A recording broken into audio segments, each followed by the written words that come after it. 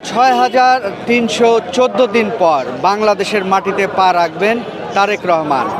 তাকে স্বাগত জানাতে দেশের বিভিন্ন প্রান্ত থেকে আপামর সাধারণ জনগণ এবং তার দলের বিভিন্ন শ্রেণীর বিভিন্ন পর্যায়ের নেতাকর্মীরা আসছেন তাকে স্বাগত জানাতে।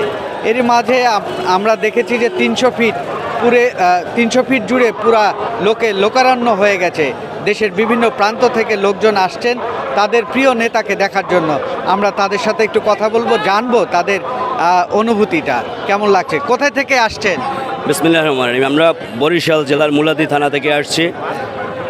আমাদের দীর্ঘদিনের কাঙ্ক্ষিত এবং আমাদের মন উজাড় করা যে বহুদলীয় গণতন্ত্রের প্রবক্তা শহীদ প্রেসিডেন্ট জিয়াউর রহমানের আদর্শকে আমরা যে ধারণ করি এবং সেই ধারণ করার পরিপ্রেক্ষিতে দেশনেত্রী বেগম খালেদা জিয়া আপসীন নেত্রী, আমাদের তিনবারের প্রধানমন্ত্রী, তার উত্তরসূরি শহীদ প্রেসিডেন্ট জিয়াউর রহমানের উত্তরসূরি দীর্ঘ 18 বছর পর বাংলার মাটিতে, বাংলাদেশের মাটিতে তথা 18 কোটি মানুষের আকাঙ্ক্ষার এবং এখন আর সে বিএনপির অ্যাক্টিং চেয়ারম্যান নয়, সে সারা বাংলাদেশের নেতা।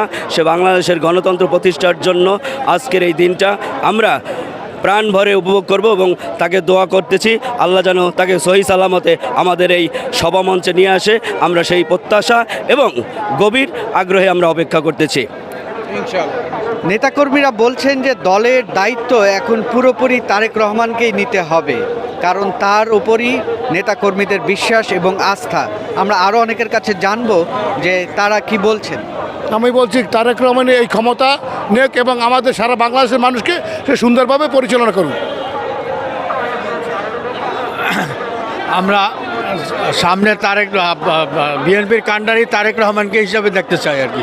বাংলাদেশ জাতীয়বাদী দলের একটা হৃদয়ের স্পন্দন, প্রাণশক্তি, চালিকা শক্তি আমাদের নেতা জনাব তারেক রহমান। তারেক রহমান শুধু একটি নাম নয়, এটি আমাদের হাজারো নেতাকর্মীর একটি আবেগ, একটি ভালোবাসা। এই ভালোবাসা আমরা অন্তর লালন করে দীর্ঘ 18 বছর অপেক্ষার আজকের প্রহরের অবসান হচ্ছে এবং আমরা যে এক প্রকার আনন্দিত, আবার আমরা দুঃখে ব্যথিত, কারণ আমাদের নেত্রী বেগম খালেদা জিয়া এখন পর্যন্ত আমাদের হসপিটালে ভর্তি এবং অসুস্থ।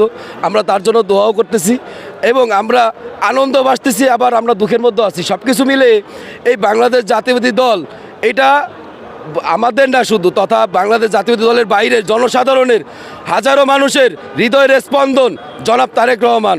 হাজারো মানুষের সংগঠনের বাইরে, দলের বাইরে হাজারো মানুষের আবেগ, ভালোবাসা, হৃদয়ের স্পন্দন, একটি নাম, অনুভূতির অন্য একটা নাম বা জনাব তারেক রহমান।